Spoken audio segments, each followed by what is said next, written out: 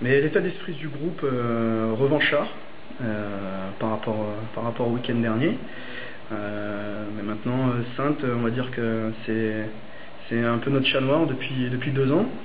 C'est une équipe qu'on n'a pas battue sur les 6 derniers matchs. On les a battus une fois, mais sur un match de préparation. Donc voilà, on va avoir dans un état d'esprit de combat et pour essayer de remplir les objectifs qui sont d'essayer de rester invaincu à domicile encore le plus longtemps possible. Voilà, maintenant, c'est vrai que par rapport au match de ce week-end, on a à cœur de se racheter et de faire une bonne performance.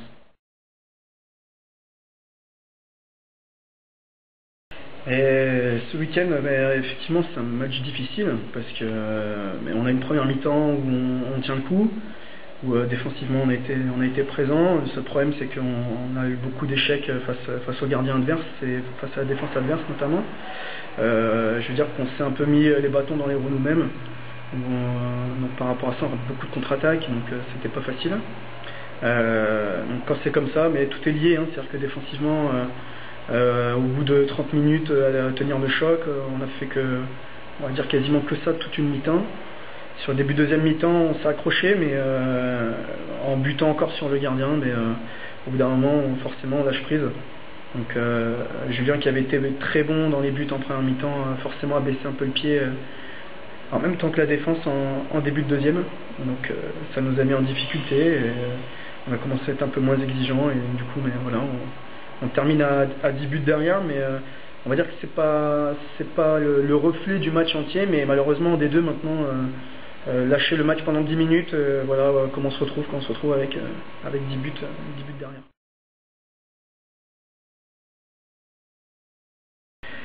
Mais bon, après je vais pas tout divulguer non plus, mais non, mais en termes de jeu, nous c'est une équipe qu'on connaît très bien, qui est très axée sur une défense sur l'homme. Voilà, et donc on essaye de mettre en place déjà un état d'esprit de combat, mais de façon à être beaucoup plus agressif dans tout ce qu'on fait, parce qu'on manque encore de maturité dans ce secteur-là. Maintenant, défensivement, je pense qu'on doit être capable de contenir cette équipe et de contenir les joueurs qu'ils ont. Donc ils ont quand même des gens qui sont très expérimentés sur la D2, voire de la D1. Donc voilà, on sait que Saintes c'est une grosse équipe, c'est une équipe qui va jouer le haut de tableau, un peu comme l'année dernière. Donc à nous d'être présents au rendez-vous. C'est une équipe du calibre de Créteil. Donc gagner contre Créteil à la maison, c'est une chose. Maintenant, on va dire que c'était, si on avait perdu, on aurait dit que c'était normal. Maintenant, on nous dit que c'est un exploit. C'est pas forcément un exploit, mais perdre contre Saintes, ce sera une déception. Voilà.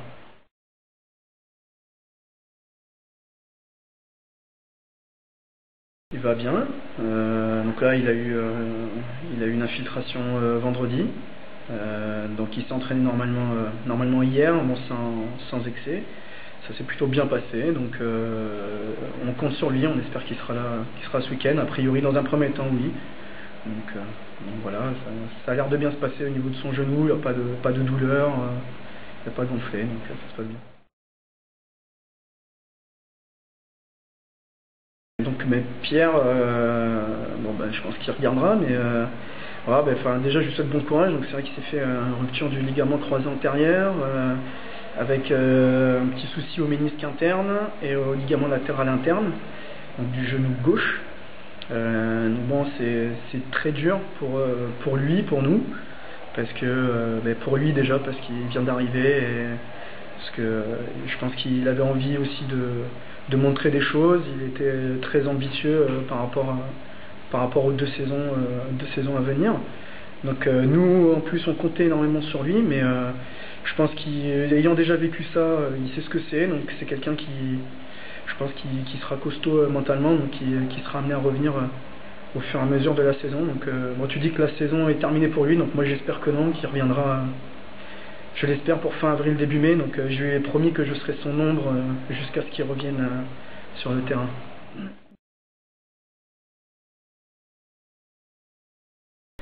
Adama, donc c'est un joueur, Adama Ouedraogo, c'est un joueur qui arrive d'Aurillac, qui a joué la saison dernière à Aurillac, qui a mis 60 buts en D1 avec Aurillac, donc c'est un joueur qui reste très intéressant.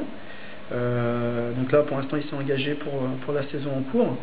Son intégration se passe super bien. Bon, il a la chance d'être venu, on va dire un peu en week-end, en fin de saison l'année dernière ici, donc on va dire que ça aide à l'intégration parce qu'il a quand même rencontré quelques joueurs, et moi y compris, parce que je l'avais vu quand il est venu. Donc on espère qu'il va, on va dire, pallier à l'absence de Pierre. Ce dont je ne doute pas.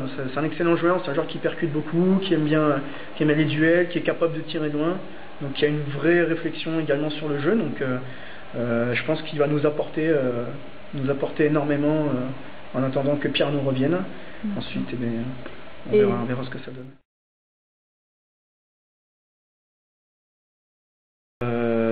On espère, ça nous fera une rotation de plus sur la base arrière, enfin, notamment sur le poste d'arrière gauche. Donc on ne sait pas, à définir d'ici la fin de la semaine avec la fédération, jeudi ou vendredi je pense.